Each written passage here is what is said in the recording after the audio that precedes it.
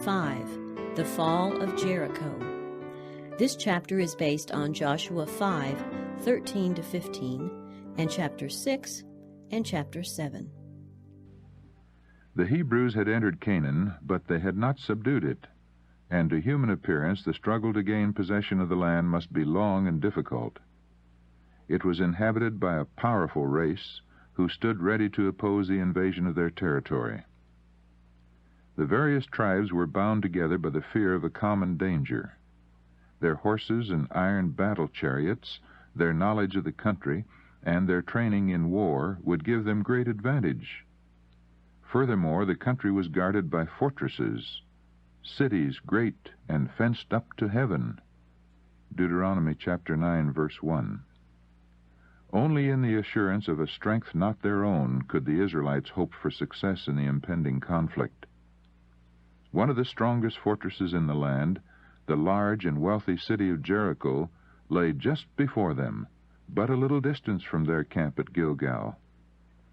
On the border of a fertile plain, abounding with the rich and varied productions of the tropics, its palaces and temples the abode of luxury and vice, this proud city, behind its massive battlements, offered defiance to the God of Israel.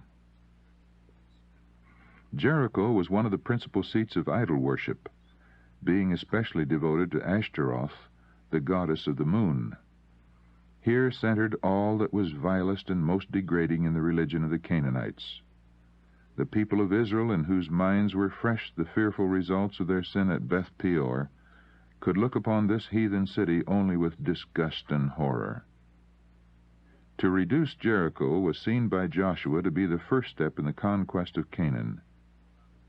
But first of all he sought an assurance of divine guidance, and it was granted him.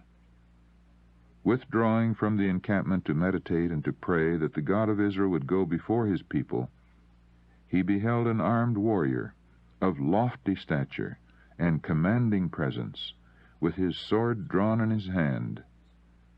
To Joshua's challenge, "Art thou for us or for our adversaries?"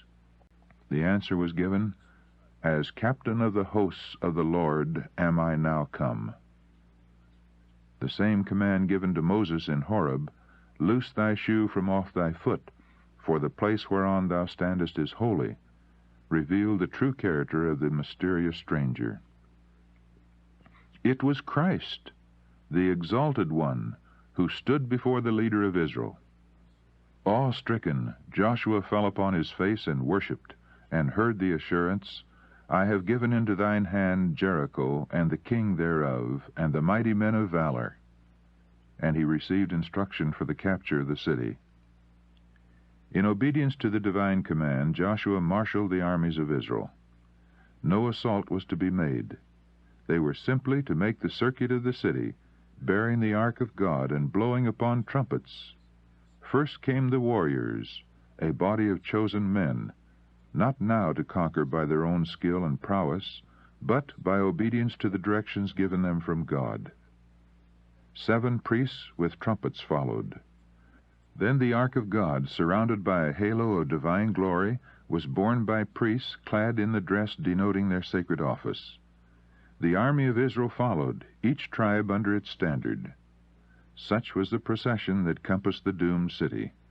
No sound was heard but the tread of that mighty host, and the solemn peal of the trumpets, echoing among the hills and resounding through the streets of Jericho. The circuit completed, the army returned in silence to their tents, and the ark was restored to its place in the tabernacle. With wonder and alarm, the watchmen of the city marked every move, and reported to those in authority. They knew not the meaning of all this display, but when they beheld that mighty host marching around their city once each day, with the sacred ark and the attendant priests, the mystery of the scene struck terror to the hearts of priests and people.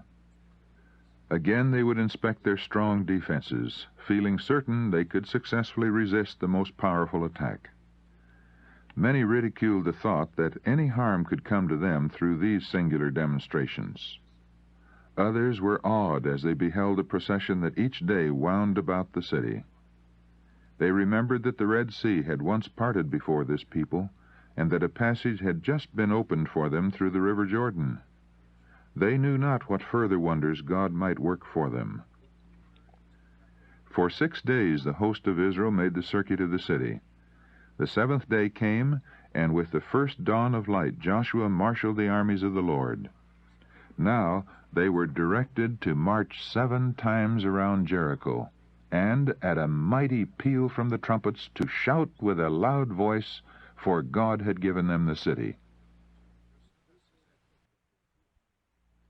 The vast army marched solemnly around the devoted walls.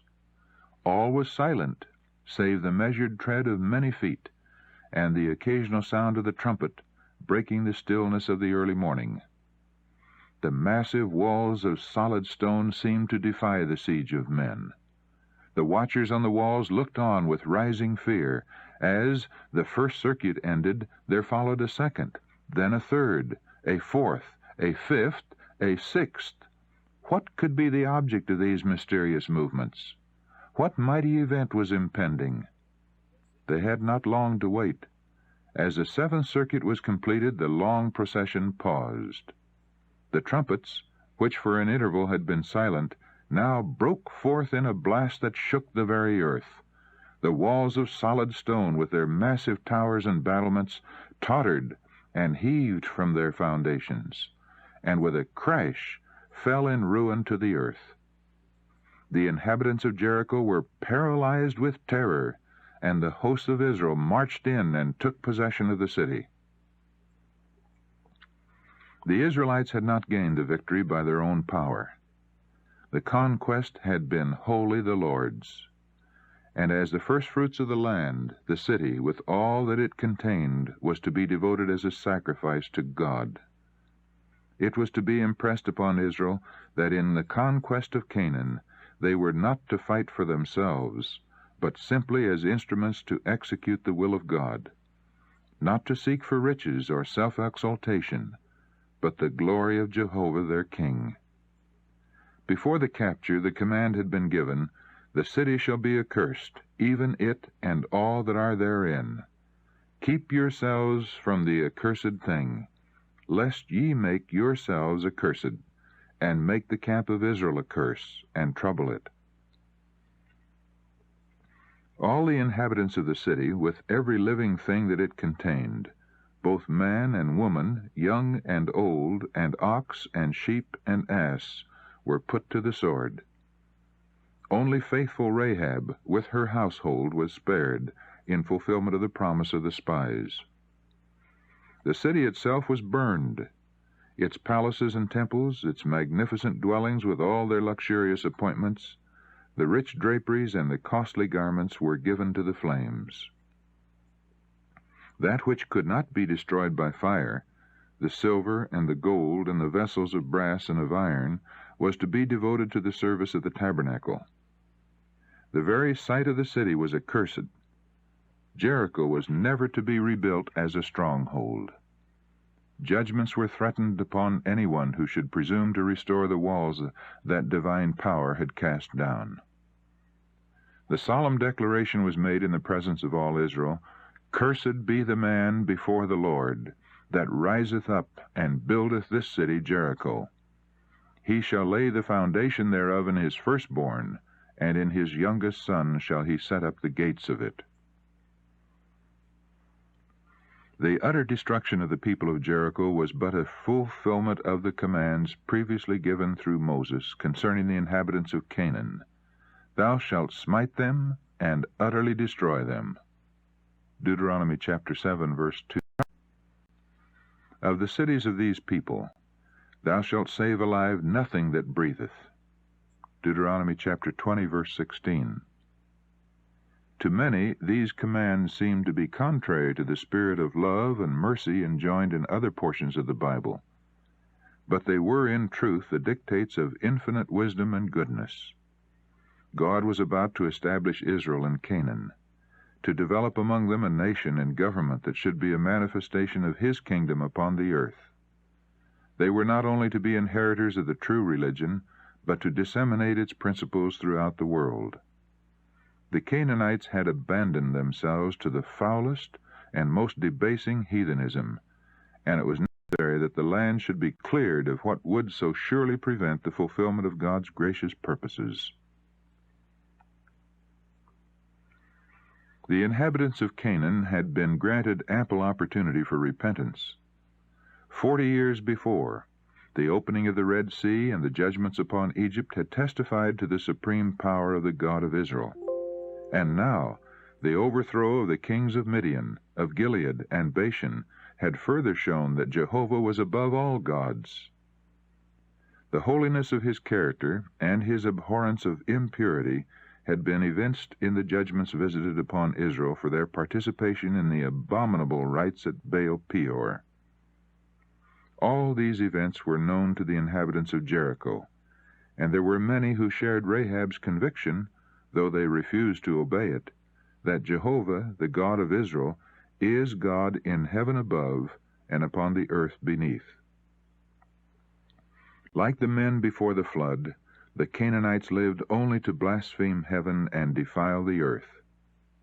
And both love and justice demanded the prompt execution of these rebels against God and foes to man.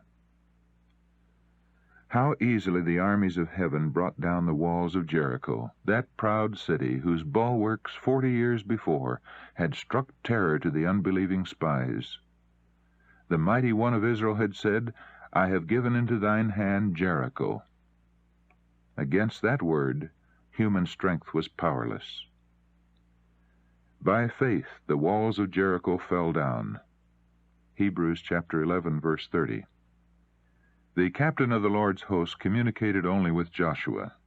He did not reveal himself to all the congregation, and it rested with them to believe or doubt the words of Joshua, to obey the commands given by him in the name of the Lord, or to deny his authority. They could not see the host of angels who attended them under the leadership of the Son of God. They might have reasoned, "What unmeaning movements are these, and how ridiculous the performance of marching daily around the walls of the city, blowing trumpets of ram's horns. This can have no effect upon those towering fortifications." But the very plan of continuing this ceremony through so long a time prior to the final overthrow of the walls afforded opportunity for the development of faith among the Israelites. It was to be impressed upon their minds that their strength was not in the wisdom of man, nor in his might, but only in the God of their salvation. They were thus to become accustomed to relying wholly upon their divine leader. God will do great things for those who trust in him. The reason why his professed people have no greater strength is that they trust so much to their own wisdom, and do not give the Lord an opportunity to reveal his power in their behalf. He will help his believing children in every emergency if they will place their entire confidence in him and faithfully obey him. Soon after the fall of Jericho, Joshua determined to attack Ai, a small town among the ravines a few miles to the west of the Jordan Valley. Spies sent to this place brought back the report that the inhabitants were but few, and that only a small force would be needed to overthrow it. The great victory that God had gained for them had made the Israelites self-confident. Because he had promised them the land of Canaan, they felt secure, and failed to realize that divine help alone could give them success. Even Joshua laid his plans for the conquest of Ai without seeking counsel from God. The Israelites had begun to exalt their own strength, and to look with contempt upon their foes. An easy victory was expected, and 3,000 men were thought sufficient to take the place. These rushed to the attack without the assurance that God would be with them. They advanced nearly to the gate of the city, only to encounter the most determined resistance. Panic-stricken at the numbers and thorough preparation of their enemies, they fled in confusion down the steep descent. The Canaanites were in hot pursuit. They chased them from before the gate, and smote them in the going down. Though the loss was small as to numbers, but 36 men being slain, The defeat was disheartening to the whole congregation. The hearts of the people melted and became as water. This was the first time they had met the Canaanites in actual battle, and if put to flight before the defenders of this little town, what would be the result in the greater conflicts before them? Joshua looked upon their ill success as an expression of God's displeasure, and in distress and apprehension he rent his clothes and fell to the earth upon his face before the ark of the Lord until the eventide, he and the elders of Israel, and put dust upon their heads. "Alas, O Lord God," he cried, "wherefore hast thou at all brought this people over Jordan, to deliver us into the hand of the Amorites, to destroy us? O Lord, what shall I say when Israel turneth their backs before their enemies? For the Canaanites and all the inhabitants of the land shall hear of it, and shall environ us around, and cut off our name from the earth. And what wilt thou do unto thy great name?" The answer from Jehovah was, "Get thee up. Wherefore liest thou thus upon thy face? Israel hath transgressed my covenant which I commanded them." It was a time for prompt and decided action, and not for despair and lamentation. There was secret sin in the camp, and it must be searched out and put away before the presence and blessing of the Lord could be with his people. "Neither will I be with you any more, except ye destroy that accursed from among you." God's command had been disregarded by one of those appointed to execute his judgments, and the nation was held accountable for the guilt of the transgressor. They have even taken of the accursed thing, and have also stolen and dissembled also. Instruction was given to Joshua for the discovery and punishment of the criminal. The lot was to be employed for the detection of the guilty. The sinner was not directly pointed out, the matter being left in doubt for a time, that the people might feel their responsibility for the sins existing among them, and thus be led to searching of heart and humiliation before God. Early in the morning, Joshua gathered the people together by their tribes, and the solemn and impressive ceremony began. Step by step the investigation went on. Closer and still closer came the fearful test. First the tribe, then the family, then the household, then the man was taken. And Achan, the son of Carmi, of the tribe of Judah, was pointed out by the finger of God as the troubler of Israel. To establish his guilt beyond all question, leaving no ground for the charge that he had been unjustly condemned, Joshua solemnly adjured Achan to acknowledge the truth. The wretched man made full confession of his crime. "Indeed, I have sinned against the Lord God of Israel. When I saw among the spoils a goodly Babylonish garment, and 200 shekels of silver, and a wedge of gold of 50 shekels weight, then I coveted them, and took them, and behold, they are hid in the earth in the midst of my tent." Messengers were immediately dispatched to the tent, where they removed the earth at the place specified, and behold, it was hid in his tent, and the silver under it. And they took them out of the midst of the tent, and brought them unto Joshua, and laid them out before the Lord. Sentence was pronounced and immediately executed. "Why hast thou troubled us?" said Joshua. "The Lord shall trouble thee this day." As the people had been held responsible for Achan's sin, and had suffered from its consequences, they were, through their representatives, to take part in its punishment. All Israel stoned him with stones. Then there was raised over him a great pile of stones, a witness to the sin and its punishment. Wherefore the name of that place was called the Valley of Achor, that is, Trouble. In the book of Chronicles his memorial is written, Achor, the troubler of Israel. 1 Chronicles chapter 2, verse 7. Achan's sin was committed in defiance of the most direct and solemn warnings and the most mighty manifestations of God's power. "Keep yourselves from the accursed thing, lest ye make yourselves accursed," had been the proclamation to all Israel. The command was given immediately after the miraculous passage of the Jordan and the recognition of God's covenant by the circumcision of the people, after the observance of the Passover, and the appearance of the angel of the covenant, the captain of the Lord's host. It had been followed by the overthrow of Jericho, giving evidence of the destruction which will surely overtake all transgressors of God's law. The fact that divine power alone had given the victory to Israel, that they had not come into possession of Jericho by their own strength, gave solemn weight to the command prohibiting them from partaking of the spoils. God, by the might of his own word, had overthrown this stronghold. The conquest was his, and to him alone the city with all that it contained was to be devoted.